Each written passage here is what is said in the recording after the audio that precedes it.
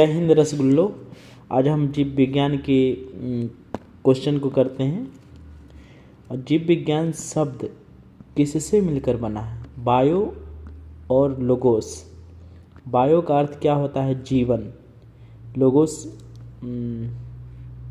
Logos का अर्थ क्या होता है? अध्ययन, यानी बायोलॉजी का अध्ययन ही जीव विज्ञान कहलाता है। जीवन का अध्ययन ही जीव विज्ञान कहलाता है। जीव विज्ञान का अर्थ क्या है? जीवों का अध्ययन। जीव विज्ञान शब्द का प्रयोग सबसे पहले किसने किया? लैमार्क और ट्रेविरेनस ने। यहाँ पे ट्रेविरानस है, यहाँ लिख देते हैं ट्रेविरेनस।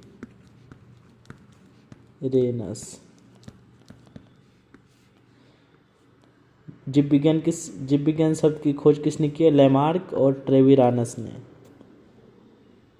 सेरीकल्चर का अध्ययन। सेरीकल्चर किसके अध्ययन है? रेशम उत्पादन का। पिसीकल्चर मछली पालन। सेरीकल्चर रेशम, पिसीकल्चर मछली। माइकोलॉजी कवक का। फाइकोलॉजी किसका अध्ययन है? शैवालों का। एंथ्रोपोलॉजी ये मानव का अध्ययन है। पुराना जो मानव होते थे, मानव का विकास कैसे हुआ, ये एंथ्रोपोलॉजी में पढ़ा जाता है। पोमोलॉजी किसका अध्ययन है? ये फल का अध्ययन है। ऑर्निथोलॉजी किसका अध्ययन है? पक्षियों का। इक्थियोलॉजी किसका अध्ययन है? मछलियों का। इक्थियोलॉजी मछलियों। एंटोमोलॉजी कीट का अध्ययन। याद रखिएगा दोस्तों, इसका ट्रिक भी होता है। एंटोमोलॉजी मतलब एंटोमो यानी एंट होता है क्या? एक छोटा सा कीट, ठीक है। डेंड्रोलॉजी डंटा, वृक्ष में डंटा होता है। डेंड्रोलॉजी याद ऐसे में हो जाएगा। ऑफियोलॉजी सांपों का अध्ययन। ऑफियोलॉजी किसका अध्ययन है? सांपों का। सेरोलॉजी किसका अध्ययन है? छिपकली का। सरसरा के भागता है छिपकली। सिल्वीकल्चर वन प्रबंधन। सिल्वीकल्चर किसका अध्ययन है? वन प्रबंधन का। हॉर्टिकल्चर किसका अध्ययन है? किससे संबंधित है? बागवानी से। हॉर्टिकल्चर। फ्लोरिकल्चर किससे संबंधित है? फूलों की खेती से। एग्रोस्टोलॉजी किसका अध्ययन है? घास का। एग्री होता है ना, एग्री में ग्री है, इसमें ना लगा दें, यानी ग्रीन क्या होता है? हरा, और हरा घास होता है। एग्रोस्टोलॉजी। आगे है हाइड्रोपोनिक्स। क्या है हाइड्रोपोनिक्स? जो है बिना मिट्टी के पौधे उगाना, यानी पानी में पौधे को उगाना ही हाइड्रोपोनिक्स कहलाता है। उसमें मिट्टी की कोई इन्वॉल्वमेंट नहीं होता है। जीव विज्ञान को मुख्यतः कितने भागों में बांटा गया है? 2 भाग में। कौन कौन? पादप जगत और जंतु जगत। आधुनिक वर्गीकी के जनक, वर्गीकी मतलब टैक्सोनॉमी के जनक कैरोलस लिनियस। लिनियस ने वर्गीकी कब दी? ये 1735 में दिया। लिनियस ने वर्गीकी कब दी? 1735 में। 5 जगत प्रणाली को जानते हैं? 5 जगत वर्गीकरण किसने दिया? ये आर.एच. व्हिटेकर। यह वर्गीकरण कब दिया गया? 1969 में। वर्गीकरण 5 जगत वर्गीकरण 1969। 5 जगत कौन कौन से हैं? मुनेरा, प्रोटिस्टा, कवक, पादप, जंतु। रसगुल्लो इसको याद रखिएगा अच्छे से।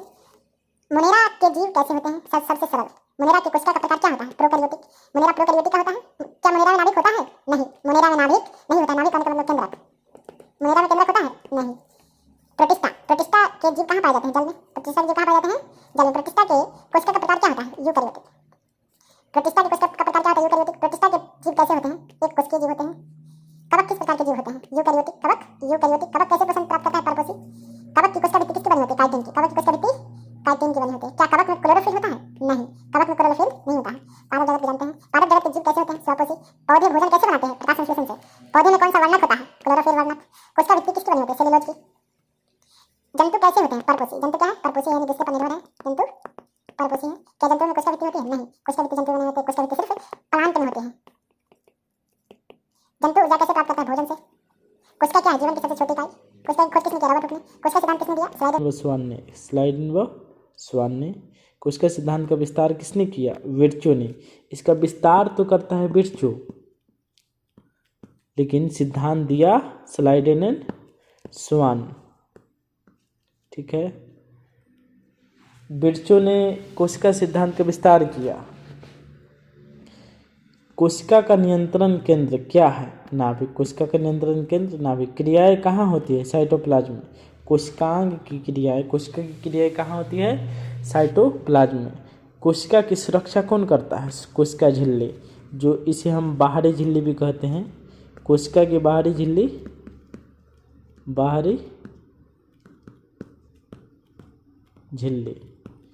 माइटोकॉन्ड्रिया क्या कहलाता है? ऊर्जा गृह। माइटोकॉन्ड्रिया क्या है? एक ऊर्जा गृह है। राइबोसोम का कार्य क्या है? प्रोटीन संश्लेषण। राइबोसोम का कार्य प्रोटीन संश्लेषण। उत्तक क्या है? समान कोशिकाओं का समूह। उत्तक क्या है? समान कोशिकाओं का समूह।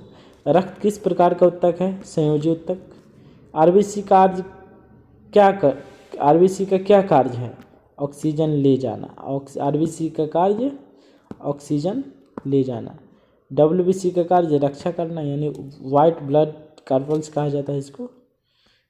मानव शरीर तंत्र। हृदय का कार्य क्या है? रक्त पंप करना। हृदय का कार्य रक्त पंप करना। श्वान का मुख्य अंग क्या है? श्वसन का मुख्य अंग क्या है? फेफड़ा। गुर्दे का कार्य क्या है? उत्सर्जन।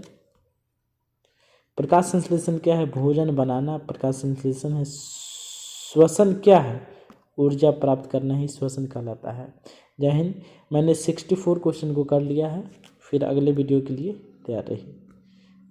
वैसे और 2 क्वेश्चन हैं। आनुवंशिकी के जनक कौन है? Gregor John Mendel. विकास का सिद्धांत किसने दिया? चार्ल्स डार्विन ने। धन्यवाद।